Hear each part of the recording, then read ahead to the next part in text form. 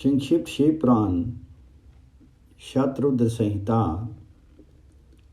शिवजी के महाकाल आदि 10 अवतारों तथा 11 रुद्र अवतारों का वर्णन। तदंतर यक्षेश्वर अवतार की बात कहकर के नंदीश्वर ने कहा, मुने अब शंकर जी की उपासना कांड द्वारा सेवित महाकाल आदि 10 अवतारों का वर्णन भक्ति पूर्वक श्रवण करो। उससे पहला अवतार महाकाल नाम से प्रसिद्ध है, जो सत्पुरुषों को भोग और मोक्ष प्रदान करने वाला है। उस अवतार की शक्ति भक्तों की मनवांछा पूर्ण करने वाली महाकाली है।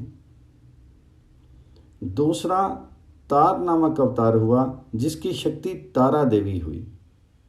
वे दोनों भक्ति मुक्ति के प्रदाता तथा अपने सेवकों के लिए सुखदायक हैं। बाल बहुनेश नाम से तीसरा अवतार हुआ, उससे बाला बहुनेशी शिवा शक्ति हुई, जो सज्जनों को सुख देने वाली है।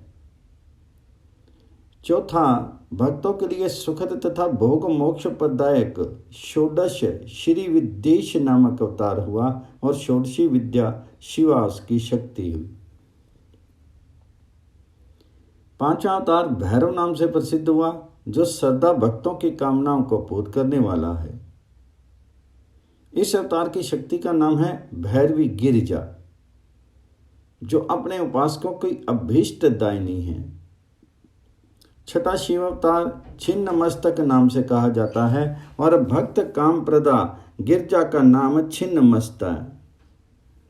संपूर्ण मनोरथों के दाता शंभु का 7वां अवतार धूमवान नाम से विख्यात हुआ।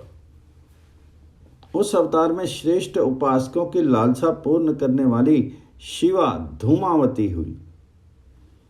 शिवजी का 8वां सुखदायक अवतार बगलामुख है। उसकी शक्ति महान आनंददायिनी बगलामुखी नाम से विख्यात हुई।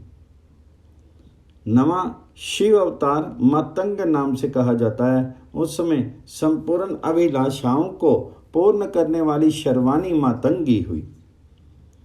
शंभु के भक्ति मुक्ति रूप फल प्रदान करने वाले 10वें अवतार का नाम कमल है, जिसमें अपने भक्तों का श्रद्धा पालन करने वाली गिरिजा कमला कहलाई। यही शिवजी के 10 अवतार हैं। ये सब के सब भक्तों तथा सत्पुरुषों के लिए सुखदायक तथा मोक्ष भोग के प्रदाता हैं। जो लोग महात्मा शंकर के इन 10 अवतारों की निर्विकार भाव से सेवा करते हैं, उन्हें ये नित्य नाना प्रकार के सुख देते हैं। मुनि, इस प्रकार मैंने 10 अवतारों का महात्म्य वर्णन कर दिया। तंत्र शास्त्र में तो यही सर्व काम प्रद बतलाया गया है। मुनि, इन शक्तियों की भी अद्भुत महिमा है। तंत्र आदि शास्त्रों में इस महिमा का सर्व काम प्रद रूप से वर्णन किया गया है। ये नित्य दुष्टों को दंड देने वाली और ब्रह्म तेज की विशेष रूप से वृद्धि करने वाली है। ब्राह्मण, इस प्रकार मैंने तुमसे महेश्वर के महाकाल आदि 10 शुभ अवतारों का शक्ति सहित वर्णन कर दिया। जो मनुष्य समस्त शिव पर्वों के अवसर पर इस परम पावन कथा का भक्ति पूर्वक पाठ करता है, वह शिवजी का परम प्यारा हो जाता है।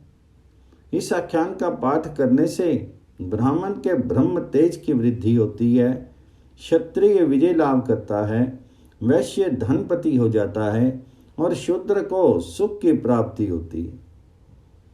सधर्मपरायण शिव भक्तों को ये चरित्र सुनने से सुख प्राप्त होता है, और उनकी शिव भक्ति विशेष रूप से बढ़ जाती है।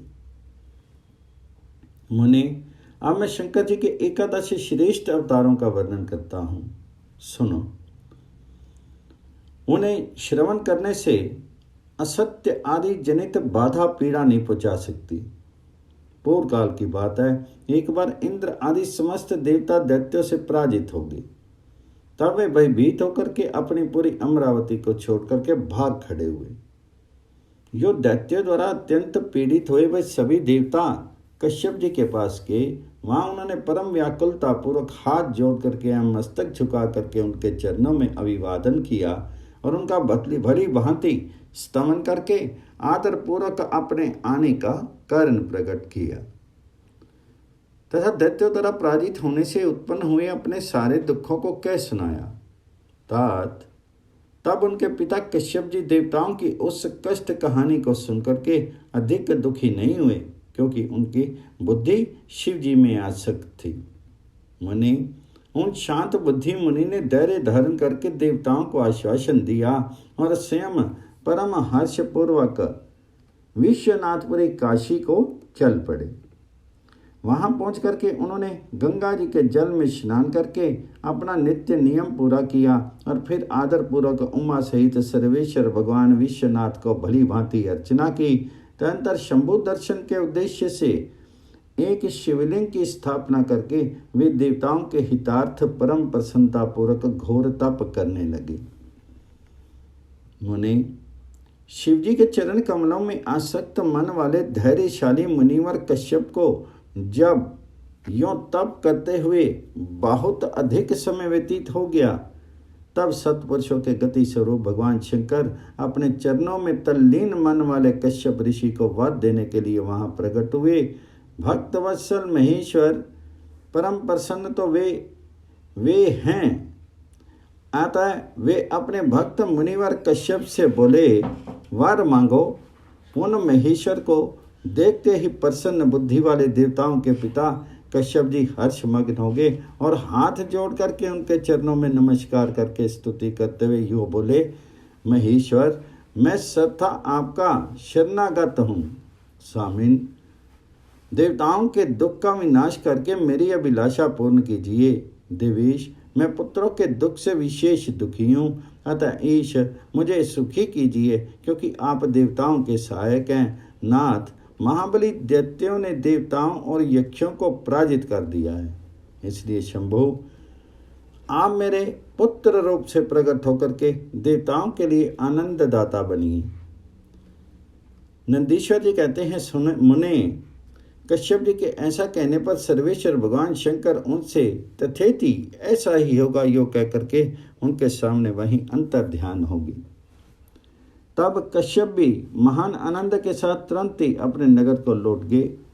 वहां उन्होंने वह सारा वृत्तांत आदर पूर्वक देवताओं को से कह सुनाया। तदंतर भगवान शंकर अपना वचन सत्य करने के लिए कश्यप द्वारा सुरभि के पेट से 11 रूप धारण करके प्रकट हुए। उस समय महान उत्सव मनाया गया, सारा जगत शिव में हो गया। कश्यप मुनि के साथ साथ सभी देवता हर्ष विभोर हो गए। उनके नाम रखे गए कपाली, पिंगल, भीम, विरूपाक्ष, विलोहित, शास्ता, अजपाद, अहिर्बुंध्य, शंभु, चंड तथा भाव। ये 11 रुद्र सुरभि के पुत्र कहलाते हैं। ये सुख के आवास स्थान हैं तथा देवताओं की कार्य सिद्धि के लिए शिव रूप से उत्पन्न हुए हैं। ये कश्यप नंदन वीरवार रुद्र महान बल पराक्रम संपन्न थे। उन्होंने संग्राम में देवताओं की सहायता करके दैत्यों का संहार कर डाला। इन्हीं रुद्रों की कृपा से इंद्र आदि देवगण दैत्यों को जीत करके निर्भय हो गए। उनका मन स्वस्थ हो गया और वे अपना अपना राज्य कार्य संभालने लगे। अब भी शिव स्वरूपधारी वे सभी महारुद्र देवताओं की रक्षा के लिए सदा स्वर्ग में विराजमान रहते हैं। तात इस प्रकार मैंने तुमसे शंकर जी के 11 रुद्र अवतारों का वर्णन कर दिया।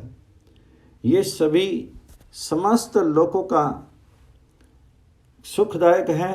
ये निर्मल आख्यान संपूर्ण पापों का विनाशक, धन, यश और आयु का प्रदाता तथा संपूर्ण मनोरथों को पूर्ण करने वाला है। अध्याय 16, 17, 18 पूर्ण।